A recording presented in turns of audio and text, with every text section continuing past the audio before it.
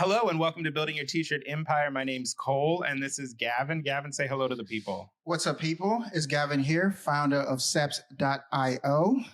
And today we have Mike and Rum from Supacolor. Maybe Mike, can you start and just tell us a little bit about your history and how you became involved in the industry? I've been in the industry since early 90s, and I started off dropping out of university and becoming an embroidery digitizer when not many people were embroidery digitizers. From then I set up a company called Embroidery Works. We put in screen printing, we put in heat transfers. Pretty much my whole career has been running a decorating business. Right. Supacolor, when we set that up in 2016, was a side hustle. We had a need in New Zealand. New Zealand's a short run market. 20s, 30s, 10s, 5s, 1s is really, really common out there. And we were printing screen printed transfers for 20 units with 5 colors in it. And it would take the guy all day. But when we started up Supacolor, me and my business partner in New Zealand, Bill, he worked out how to combine a couple of technologies to make a full color heat transfer. And then we gave it a name and we started selling it to other people, and it became bigger than his business and it became much bigger than my business as well. Yeah, absolutely. That Supacolor, you guys seem to be everywhere in the industry right now. Rum, what was your background in the industry? I haven't taken a straight line to anything in life. So I came out of college and I was in the financial services industry for quite a bit of time. My first job was with a small brokerage firm and then moved over to Merrill Lynch. And then from there, I got into real estate and investment properties. And in 2015, I decided I needed to get back to being a creative person. And it was something that I really missed being in the professional game. And so a couple of my friends were in the heat transfer business, and they asked me to join them. And the next thing is I met Mike and their Supacolor. But basically, I have another company. It's called Deco Press. It's a decorating business. And the foundations of Deco Press were, spot color heat transfers and patches and emblems. And it also includes some embroidery in there. So, when we talk about Supacolor, we say for decorators by decorators. What we mean by that is that we created a line of heat transfers that, were made to solve problems that we had in our own business, made for us to be able to solve our customers' needs. And from there, we wanted to take it to the market and share it with all of our colleagues, all of our peers. It seems like DTF is very quickly, maybe not surpassing DTG, but it's a serious challenger to it. What do you think changed in the technology recently that made it such a viable option for so many people? One of the challenges, I suppose, with DTG and some of the other forms of branding is a lot of them had compromises. If you look at EcoSol vinyl printers, you're weeding, and people come in with floating text and all that sort of stuff. And it's like, man, how am I going to weed that?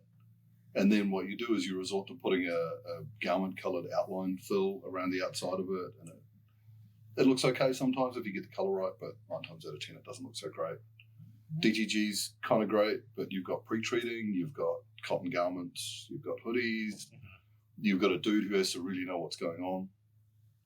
You don't really have the flexibility. And in most decorating shops, people walk in, they don't say, I want some cotton T-shirts. They say, I've got a golf tournament on Friday. I want some hats. I want some polo shirts. I want some shorts. Maybe they want some golf gloves. The type of products that we're getting asked to decorate now are a lot wider because people want their gifts a little bit more quality, a little bit different, all that sort of thing. So we're not just decorating T-shirts anymore. And transfers in general gives you the flexibility to decorate anything. If it'll stick, right, it's good to go. And I think that flexibility is why the initially Supacolor, and then probably after that, the DTF revolution came around. Because what it did is it gave somebody the flexibility to decorate a whole lot of other shit that they just couldn't decorate before. With this new kind of emergence of it, what has it been like to manage the demand for orders? I went to one of your facilities just to do a will call pickup. You guys are cranking, and that was just one of your buildings out of, I'm not sure how many you're up to. Like, how have you been managing that workflow and all of that new staff and keeping the quality standards to your actual expectations? Is it a question for you or is it a question for me? No. Oh my It's, gosh. It's been You just gave me anxiety with the question. I feel like, should I run downstairs and check on everything? No. Well, I mean, your quality standard is good, and you have a great product, but making that product potentially tens of thousands, even 100,000s of sheets, in a day or a week or whatever, scaling that must be the biggest challenge of making Supacolor so successful so quickly. getting something out of the way early. DTF is direct to film, and it's also digital, 100% digital. Mm-hmm. The way that it's made is it comes out of a inkjet printer, and it gets printed, and then it gets powdered. Then you got your DTF. That's not quite us. We're a screen printed DTF product, and so we have some digital machines which are called HP Indigos. They're a digital offset press. We use them to put the color on the sheet, and then we take that sheet and we screen print it. And one of the things that we do is we put more layers into our screen printed product, which is why the whites are so good, and that's why the wash fastness is so good.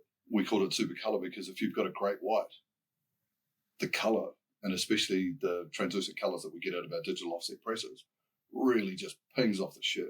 It's also a lot easier for us to manage color, be consistent with the color, all that sort of carry on. Our bottleneck, like you and everybody else, if I asked you what your bottleneck in your shop is it's screen printing, right? Right. You got to make screens. You got to get the screen to the press. The digital machine's really quick. Like it will print something like 200 sheets a minute. The screen printing press is not that quick. Wow. It's quick, but it's not that quick. So very early on in the piece, we had to learn how to scale the screen printing business, which meant more machines, more people, lots of process. We couldn't go and find the amount of screen printing people that we needed, so we had to really get good at training. We had to get really good at people. We had to really get really good at selecting people. And to tell it, like, from our side of the coin, right, like your bottleneck today might be your machines or your screen printing or, but ultimately at some point it always ends up back at your people. And the capability in your people and your ability to lead them, inspire them, motivate them, and sort of like connect them to the customer journey so that they know what the right activities are at the right time. And it doesn't really matter how you make your product. That's, for us, we learned early on in the piece that was totally key. And we've been chasing that ever since, and every day is different. And with people, every day is a learning day. We get out of bed every morning trying to be better at that piece. I would say that scaling is probably the hardest thing that I personally have ever done in my life. Been through several challenges in business, but scaling this business was probably one of the greatest challenges and achievements ever. I think we have north of 300 employees worldwide, 5 facilities, 24 print lines, 8 digital presses. Just getting to that point is remarkable just looking back, but also knowing that there's so much more for us to do because we feel like we're barely scratching the surface here. So you were talking about kind of the rise of Supacolor being launched by some videos that you guys worked with Stan on. Jump back into that because it sounds like Supacolor hasn't truly taken off until maybe the last 2-3 years. So our first year in America was in 2019, and we came up. We were building a traditional business. We were cruising around, and we were cold calling. We'd just go and knock on doors. It was kind of hard work. We grew, but we didn't really grow. Pandemic rolled along. Our old friend Stan made some videos for us, and it just went bang. And it was like somebody just put a rocket under the company. We were doubling every 2 months. Wow. Our machines are a 40-foot container and a 20-foot container big. And we air freighted one in from Europe. And then we got that installed. We rang them up and we said, have you got a machine lying around? And they said, yeah. What was that freight charge? It was something like $50K. And then we had to remodel the building that we had whilst the plant was going so that we could fit in a fourth machine. And build a bigger screen room. And build a bigger screen room. And so we've got videos of sort of like with plastic sheet all over the place and jackhammers going and Supacolor's being printed not very far away. And screen printing doesn't like dust, as you guys know. And then it sort of settled down, but it didn't really. It just kept on growing. we learned so many lessons. We learned so many lessons about how we were going to structure the company, and we had to learn them fast. And it was changing every other day. We've got a really good IT backbone of the company in terms of how we manage and look at the jobs that come in and all that sort of thing. And we really enhanced that, and we hired a whole lot of people in New Zealand to do separating. And a little bit like you, Gavin, the people who were doing the separating became our bottleneck. Yep. And so in New Zealand, we couldn't necessarily come to the USA because our country was pretty much locked down. And so how we sort of supported them is we hired a whole lot of people, and they used to work the USA shift, and they were doing all of the front end work, all of the artwork processing, because one of the best guys in our organisation around the artwork processing, he lives in New Zealand. And so we built crews out. We run 2 shifts there at the moment, and we run another shift in the UK. We've probably got 40 or 50 people in that front end just looking at artwork. We learned a lot about our customers as well, what they wanted, how they resonated with the brand. We had to turn the videos off for a little while. I remember having conversations. It's like, don't put out any more videos. Not right now, right? Like, we just can't handle it all. So no more. Sitting in New Zealand, I was watching people making fan videos, and there was one guy I remember. He was doing a product durability test, and he turned the t-shirt upside down on the road, and he put a 20-gallon jug on the t-shirt, and then he dragged it for 10 meters. And then he pulls the shirt out and holds it up, and the print was perfect.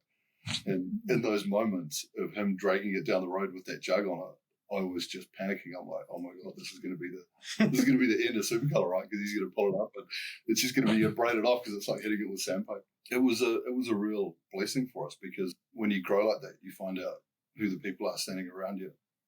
Lots of pressure. A Supacolor factory today, we run 2 shifts in all of them. One of them we're running 3 shifts at the moment. We make 220 odd screens a shift because we're screen printing. We haven't dived into DTF in terms of making it digitally, because we're still working on whether or not we like that quality and how that sort of goes together. We also understand that people really want us to make one transfer, and that's hard when you're screen printing. Yeah, recently we've stopped calling our transfer a hybrid, and we're calling it a screen printed DTF, which is what it is, because it's direct to film. And we've always said that DTF is our cousin. You use it in exactly the same way. Screen print shops are now sort of like, understanding how much value is in the heat press, because what that heat press does is it gives them the flexibility to brand so much stuff that if they screen printed it, it would be uneconomic. And what it does, for me, the biggest thing about transfers is if you're running automatic carousels and you're running multicolored logos on them and that sort of thing, it allows you to make more money because you're not putting the shit on your machine. If you can print 1 color, 2 color, 3 color, 4 colors all day, then you'll make more money out of your screen printing plant. Yep. And your transfer, you can treat it as a sacrifice. You can learn how to margin it up and make money out of it and all that sort of carry on. Nearly all of the screen printers that I know who use Supacolor, when they put Supacolor in, their screen print shop grew because they started saying yes to their customers more. Yeah. With Supacolor, you just say, bring it on. Be ready on Tuesday. Yeah. One thing I'm curious about, because when I first started printing, most screen printed I know, they did not like transfers. They really did not like transfers. I kind of stay away from transfer for a long time because logistic, I had to order the stuff, quality didn't work out. You never know what you was going to get, right? How were you guys receiving the screen printing community? Like, was it hard for you guys to get screen printers to just accept Supacolor? And what are you guys hearing now from screen printers? In New Zealand and Australia, when we started up, we only sold it to screen printers and people who are in decoration businesses. We weren't selling it to everybody, and we didn't have a marketing plan. And man, in the early days, we didn't even have a website. And we also were struggling with our capacity, so we'd pick the people that we were dealing with because that was how we controlled making sure we delivered all the time. It was a dealer model. It was a dealer model. It was a total dealer model. And we made them have air-operated presses and all of that sort of thing, and we designed our product around sort of like that. The transfer that we make today is a transfer that's been around for probably a long time in its screen printed sense. We use really high quality inks, the water base. We use really high quality adhesives. The transfer is catalyzed. It's fully cured before it goes onto the shirt. And so if you make a mistake, you can just keep pressing it. You can leave it pressed for 10 minutes and the color won't change because it's already cured. Most of the transfers in America and most of the transfer manufacturers in America, they were trying to compete with screen printing. And so they make their transfers in a totally different way. It's plastisol on paper with a powder. Often it's one pass plastisol with powder on paper, right? That's what the majority of this market looked like. And there wasn't many options in that full color option as well. It wasn't plastisol. And I mean, plastisol's great. It stays open on the screen. You can print it all day. Like it's easy on your staff, all that sort of carry on. But for a transfer, it doesn't give you the best result. We stuck to our guns and we only make, we haven't got product confusion. We've only got one type of transfer. We've got different flavors of it that work on different garments like blockers and sub-blockers. And we've got a promotional transfer, which is probably one of our best transfers because it'll stick to anything. It hasn't got much stretch, but it'll stick to anything. For us, it was never about sort of like diversifying the product and selling more things to the customers that we had. There was an evolution of a product to keep on carrying on making it better. And that's where a lot of our R&D focus has gone on up until this point. And of course, we were scaling scaling something that's sort of like, has got a diverse product range is difficult as well. But to answer your question about how screen printers receive us now, I would say 60% of our business comes from screen print shops as it is. Mm-hmm.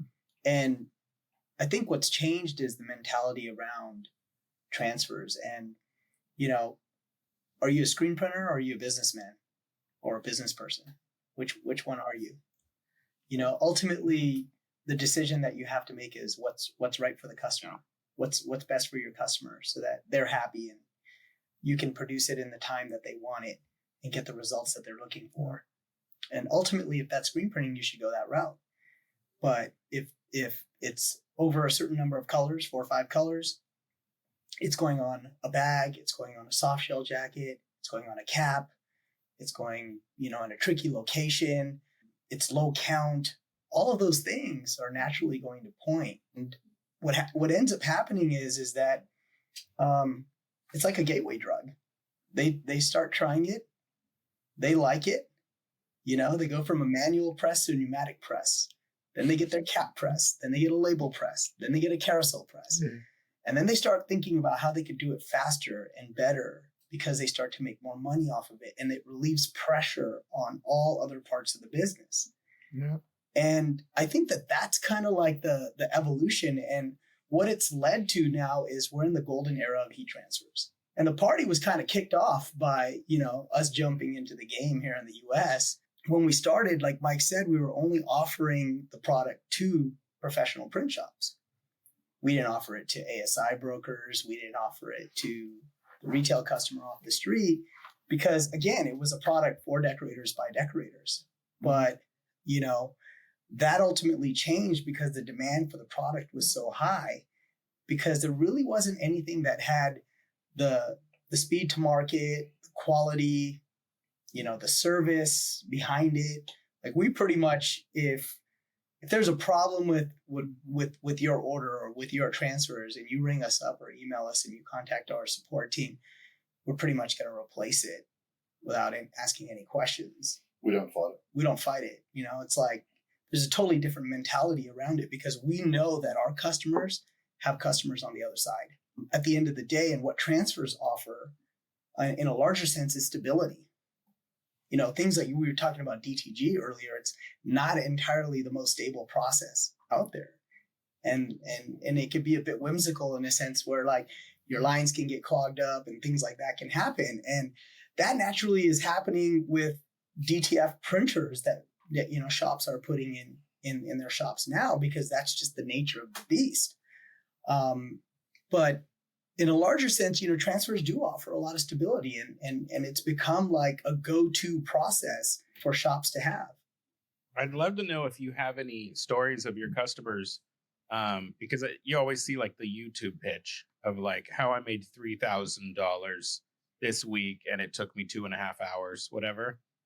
Have you guys been seeing clients that are doing that approach of like, I'm just going to start this hustle, I'm going to use nothing but Supacolor, and then you've seen some of them actually, thrive? I've got a There's a lot of those I got stories, a man. I got a customer in Australia that you relate to. He spent a lot of money on an automatic carousel machine, and he was a print shop. He had probably 4 automatics, veteran screen printers, with 3 people. He basically stopped screen printing. Wow. He just recently moved shops. He took one of his carousels with him. He's got a second heat press carousel coming on board, and he's exclusively, I suppose, Supacolor.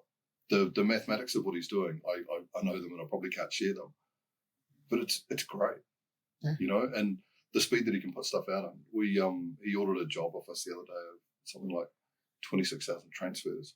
He got them in 3 days from New Zealand to Australia. He had pressed that out, I think, in 4 days. Jeez.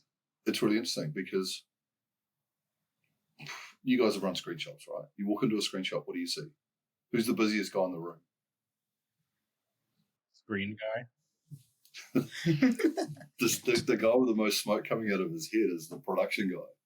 Yeah. The production manager. And in a lot of cases, that's the guy that owns the shop, right? Yeah. Yeah. No time. Center of the wheel. Everything is so complex in there.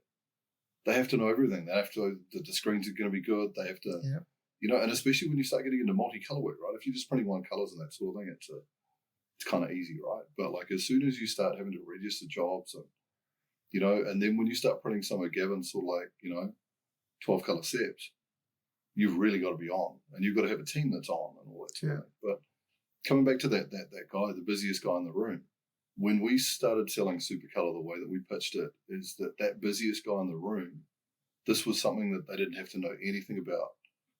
They could pull in some minimum wage labor, and half an hour later, that guy, he's pressing like a champ, as long as they got the right press machine. Mm-hmm. And so what it did is it augmented them, and it was something that was easy in their shop because nothing else is. And I know this. I mean, I was that guy for 25 years, right? Yeah. And and I can't tell you how many holidays I missed and how many Christmases I hated. Used to be a joke in our family about Christmas because like Christmas was when all the pressure came on and everybody wanted it for that date. That's the really interesting thing about this product, but also DTF in general and transfers in general. If you're making DTF, maybe that's not so easy, but maybe it is easy depending on the sort of person that it is. But ultimately, it's a lot easier than screen printing. So what do you think is the right heat press setup for somebody? I mean, I have, the like the Hotronics, standalone singular ones. But what would you recommend to somebody who already is used to automatics? Because when we've been messing with Supacolor, which for us has been a very recent transition, we're always like, well, we could have run this on the auto at 500 units an hour. And now we have a guy like doing it on a clamshell, so what do I need to buy that isn't a clamshell, I got a press downstairs for you. We can ship it out today. Yeah. Like what are the ones that work so well? There's not a straightforward answer to that. It depends on the shop. It depends on what you're decorating.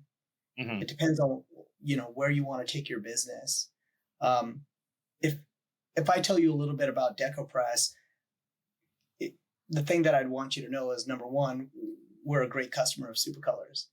And number two, last year we did $1.2 million in just heat transfer revenue, like pressing the garments. Okay. And we have 4 dual fusions. We have a 4-station carousel press. We have an Insta label press. We have 6 Hotronics cap presses. I mean, like, you get one and then you get another and then you get another. And all of a sudden, before you know it, you've got an army of heat presses and people pressing. It's part of the discovery process. Mm-hmm. It's part of the journey. It's part of learning what's possible and having curiosity and not be afraid to try something new and fail. And once you catch that bug, it's like, what's next?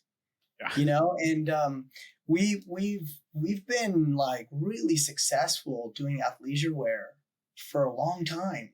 You know, everything from leggings to sportswear and that sort of stuff, and soft shells in the winter and caps during the spring. So when you say, what's the press you need to get, I would say get something reliable, get something air operated that takes the pressure off your staff and doesn't give them press fatigue, and works really well with some of the heat transfer products that are out there. And there's so many good products out there right now to help decorate with heat transfers. In the first instance, and Cole's specific instance, right? Yeah. Cole, I'd go and buy a dual fusion, and I'd Yeah. buy a whole lot of plates. Totally. Okay. That are different sizes and all that sort of thing. And the dual fusion is one of the best presses because it's got a free arm. So you can start decorating bags, t-shirts, sleeves, long sleeves, all of that sort of stuff. It's a really good all-rounder, and they're a great press. We collectively own probably, 10 or 12 of them. If you're pressing t-shirts and if you're pressing things like hoodies and that sort of thing, like fronts and backs and all of that, the new carousel presses that are coming up, that guy at East West Machines, he bought in a really, really nice version of that. And it's got a single heat plate. With two people on that, we pressed all of our show shirts. We actually took that to Long Beach. Did you guys go to Long Beach? Did you see Yeah, our I show? saw that. That thing, it looks nice. 260, 270 an hour with two people on it. We've got a couple of customers that are running them now. One guy we dropped it into in the UK. We left the show, took the press to his place, installed it, and the guy got on it straight away and he bashed out a job that would take him sort of like an hour. He finished it in about 20 minutes. Jeez. And that was only with one guy on it. And press speed is the true limitation at the moment of heat transfers. But it's now sort of starting to get a little bit better because people are bringing out these carousel. There's a few other products that are coming to market shortly, which is going to enable people to press awesomely well. And if somebody walks in with a hoodie job and they've got 200 hoodies and they want to sort of like an 8-color print on the back or a 10-color print on the back, that's a hard screen print job, right? Mm-hmm. You're probably printing that at 200 an hour on an automatic carousel. If you're lucky, a bit of stop-start, a few rejects because the glue's not sticking, because of the fleece and all that sort of carry on. Man, if you've got one of these carousel hook presses and you can press at 200 an hour, it's a no-brainer. You know what I'm thinking now? I'm thinking about it would be hard for screen printing to add robotics and automation. I think it would be a whole lot easier to add robotics and automation with heat transfers. There's already arms and it's been there. Like Insta has a feeder on a label press, and they've had that for a few years, where it just slides the transfer down and drops it into place, and then you press it. And now there's robot arms with suction cups that are placing the transfer down, dropping it, and pressing it. We were at FESPA just a few weeks back. Aeon made this machine. Yeah. And you load the shirt on, it places the transfer, it peels the transfer off, and then it post presses it. And then comes out the other end it's like almost like a conveyor. It's like shaped like a conveyor dryer, but it's shorter. I mean, right now it's got a good price tag on it, but it's like anything. The technology is going to get more affordable as time goes on. When Rum said before that, also the sort of the heat transfer thing is it's a thing of the moment, right? And all of these manufacturers had never, like the bigger manufacturers, had never really thought about heat transfers. And so when you went to a show, there was a guy standing there with a single fusion or a single press or a clamshell or whatever. Nobody thought fast. There's a lot of smart people at the moment working on how to make transfers fast. We know there's a couple of machines coming out on the market, and they're just going to be awesome. And you'd stick it in your shop, it'd be really familiar for a screen printer. Yeah. And you stick a couple of people on there, you don't have to worry about anything except sort of like loading it in. And these things are fast. They're like 400, 450 an hour with a post press, or a pre-press. And at that speed, all of a sudden, right, like the highs and lows in your market when you're at the busy Christmas end or when you're in the middle of summer, it just helps you because that's the hard bit of running screen shops. We know about the pain in the screen room, Oh man, with the reclaim and the mesh and all of that other stuff. I mean, if you could find the right balance of business and route it reallocate it towards heat transfers, it just makes life so much easier. Yeah. And I think that's what it's all about. Like, I mean, one of the biggest challenges we have on the daily is, recruiting the labor pool, getting people to do those hard jobs, that are not automated and clean and easy and no chemicals and all of this other stuff. That's, heat transfers, they take a lot of that pain away. Deco press, we were screen printing transfers. We could have easily gotten into screen printing garments, but it's just like, how much more of that pain do you want to go through, And I think that's what it really comes down to, is how do you just make life easier? You're talking about the screen room and it being the most difficult part. Are you guys doing everything with laser exposure units and automated cleaners? I mean, how are you managing 220 screens in each building per day efficiently? I don't think there's a machine that can keep up with us right now. Cole, no. the answer to your question there is we're doing that a little bit badly. And we're working on it. Yeah, we haven't automated our screen room enough at the moment. We're looking at options around that. So there's just a lot of elbow grease in your screen rooms right now? A lot of elbow grease in our screen room. We got 10 people downstairs on a shift. It's not from lack of effort. And it's not from lack of effort. We tried a lot of different things. We bought machines and they didn't work out so well. We've been looking around for the next. We bought them in the pandemic and it was pretty much sight unseen because we needed to get faster at reclaiming screens. Mm-hmm. And the ones that we bought didn't last so long. And the other challenge is when you're using purely water-based inks, you're really limited, because if you're not quick, then you're dehazy. Yeah. And that's one of the challenges of water-based, because like if you end up with a stack of screens on it and they're drying, then the next thing you know, you've got somebody who's dealing with a chemical that's not so nice. Right. And or you're cutting out the mesh and you're remeshing. Oh yeah, totally. You're redoing it and that sort of thing. So it's one of our bottlenecks at the moment, and it's something that we're working really hard on to sort of like make that as nice a place to work as the rest of the factory is. It's very impressive that you've decided to be so committed to the screen printed white underbases.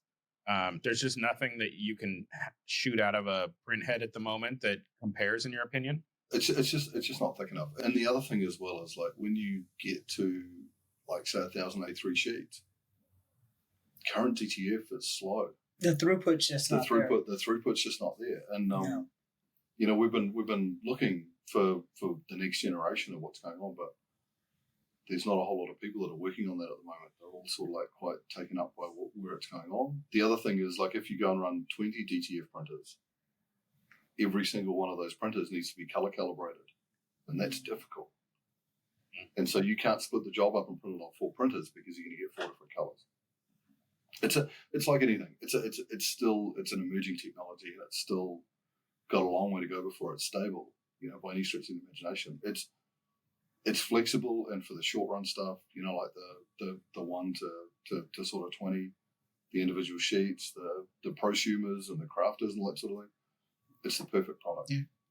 And for low volume, low count.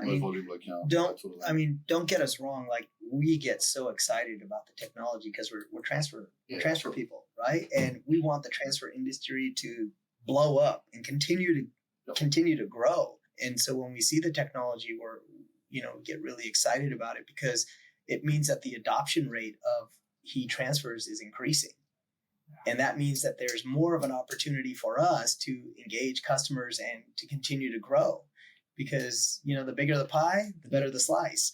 Going back to your, what you were pointing out about being committed to water-based inks and putting the underbase on, one of the things that really mattered to us was quality and consistency and stability, reliability. All of those things, as a decorator, were so important to us, because we knew that if we put it on, it needed to stay on, but it needed to look good, right? So that the customer was proud to wear it. And the thing that, I personally love about Supacolor as it compares to other products is just that, the shirt I'm wearing, I probably washed it like 30, 40 times, and I probably need a new one, but I do that because I want to make sure that, our transfers are constantly performing. Hey, Rum, I think the first time I saw you in person was in Chicago at the Printavo event. You remember that event? Yeah. Man, I actually want to give you your flowers. When you went on stage, you killed it. How was that like for you when you was on stage? How was that presentation like? It was kind of a blur. And I remember walking off and Brett saying, "There goes Transfer Jesus," and that was pretty funny. And that stood out to me the most. And the name kind of stuck. We're really passionate about what we do, and when you're passionate about what you do, right down to the core of who you are, and you know what you stand for, it's pretty easy to get up in front of a group of people and tell them your why, and that's just what happened, And I think that like all the work that we put in, and not just creating a transfer, but building a culture. Yeah. And I think that that's what that moment was all about. It was awesome. One more thing here. So hopefully this doesn't turn the mood the different way. So I know you and I also know Stan, right? Yeah. And you guys had a public falling out for a little bit, right? I think it was one-sided. Oh, really? Okay. Well, yeah, just so that happened. Is there opportunity to repair that? Or you guys talking? Oh, always. You know what? From our side, we've got a lot of love and respect for Stan. Oh, totally. So much. The narrative is not important to us. Sometimes things just don't work out. For us, it's we're going to always celebrate what was great and look at it that way. And I don't really want to, dive into, the details of it, but I can tell you this, that the door is always open. The lines, are available. We reached out several times, even after the fact, and always tried to make amends. But, we understand that sometimes it takes time until, the other party is ready. Yeah. And that's it, Yeah. But from our end of it, it's Mike mentioned Stan earlier, there's so much respect for that guy and, what he's done in the industry and also what we did together. But there's nothing but love, man. Stan, listen to this. I have no idea what happened. Yeah. Sounds intense. Oh man, no, it was.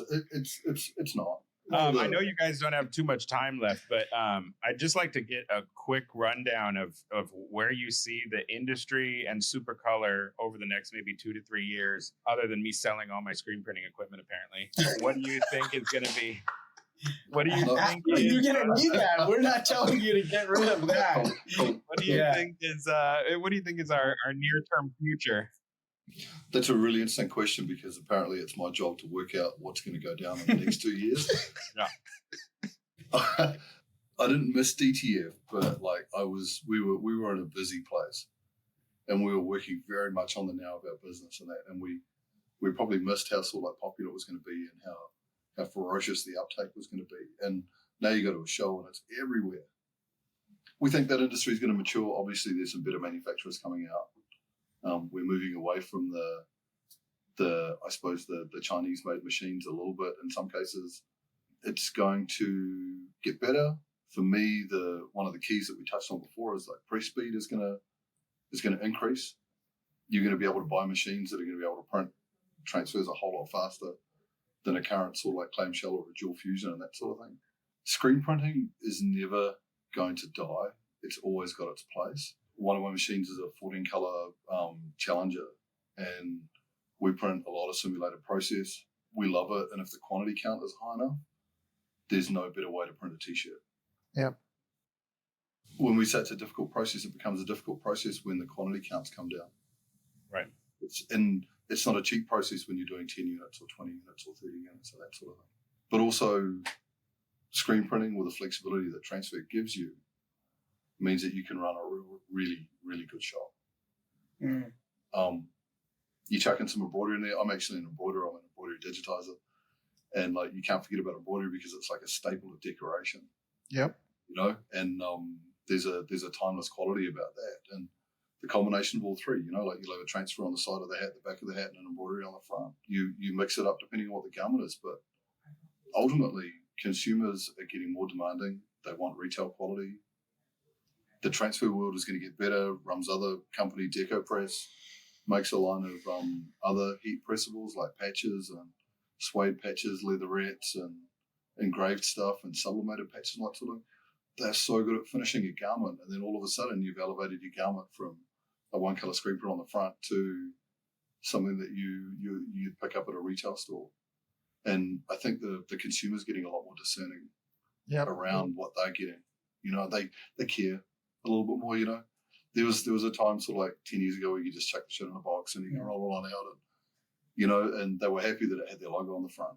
At the end of the day, in terms of, from our perspective, how this moves forward, at least in the immediate future, it's going to be about speed.